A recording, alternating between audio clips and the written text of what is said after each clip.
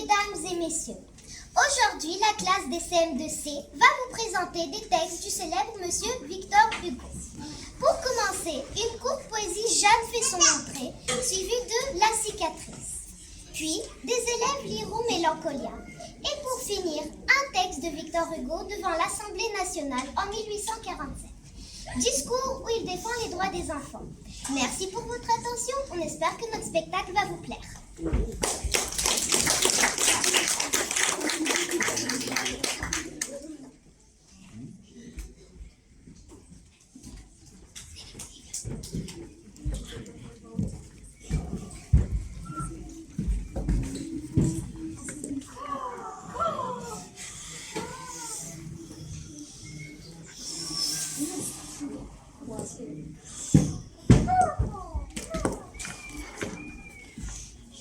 Jeanne parle, et des choses qu'elle ignore, elle envoie à la mer qui gronde au bois sonore, à la nuit, aux fleurs, au nid, au firmament, à l'immense nature un doux gazouillement. Tout un discours profond, peut-être qu'elle achève par un sourire où flotte une âme, où tremble un rêve. Murmure indistinct, vague, obscur, confus, brouillé. Dieu le bon vieux grand-père, écoute émerveillé. Aïe! Aïe! Aïe! Aïe! Aïe!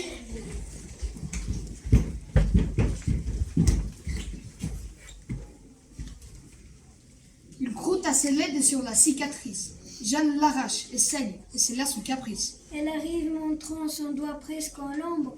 J'ai, me dit-elle, ôté le pot de mon bobo. Je la gronde, elle pleure, et la voyant l'âme, je deviens plat.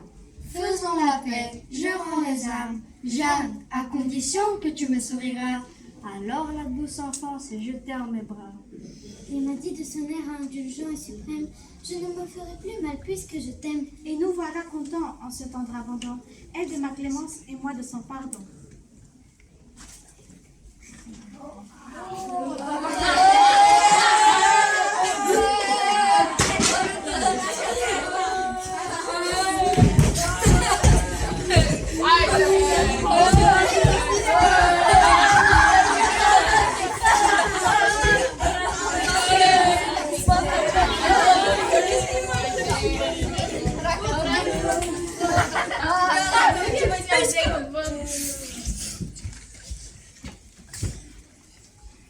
Où vont tous ces enfants, dont pas un seul ne rit?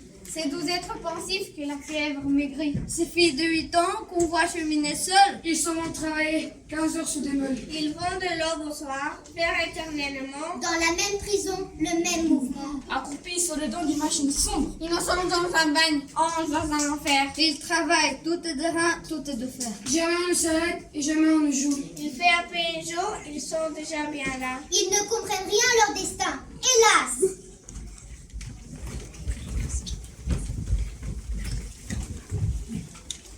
Il y a, messieurs, un respect plus sacré encore que le respect de la vieillesse. C'est le respect de l'enfance. Il y a, messieurs, un respect plus sacré encore que le respect de la vieillesse. C'est le respect de l'enfance. Remarquez ceci, vous faites de loi sur quoi et sur qui que ce soit. Hommes ou femmes, les réclamations s'élèvent, la lumière vous arrive de toutes parts. Sur le clergé, Les évêques prennent la parole. sur l'université, Vos collèges sont rumeurs, sur la classe ouvrière, elles s'agitent, sur le commerce, Ils pétitionnent. sur les médecins. ils se plaignent. Vous faites des lois sur les enfants. Ils se taisent. Pourquoi? Parce qu'ils ignorent. Ils ne se doutent pas que vous vous occupez d'eux. Ils ne savent même pas ce que vous leur faites. Ils se taisent. Et que de choses ils auraient à dire s'ils pouvaient parler. Ils vous peindraient leur destinée, leur labeur, leur fatigue avant et après le travail, la privation de soins, d'enseignement, de repos, de sommeil. Ils vous diraient que pour eux, le travail, qui devrait être un éducateur, n'est qu'une dégradation et un abrutissement. Ils vous diraient tout ce qu'ils souffrent. Eux qui sont devant le législateur, les seuls êtres absolument ignorants et absolument innocents. Ce travail à 1000 francs, je n'en citerai qu'une seule qui fera juger des autres. L'industrie a créé des espèces de monstres qui vivent presque et qui se meuvent avec une puissance énorme et réglée. comme s'ils entendaient, comme s'ils voyaient. Pourtant, pour que la vie soit complète, il faut des âmes à ces machines. On prend des enfants. Pourquoi des enfants? Pourquoi des enfants? Messieurs, l'industrie calcule tout.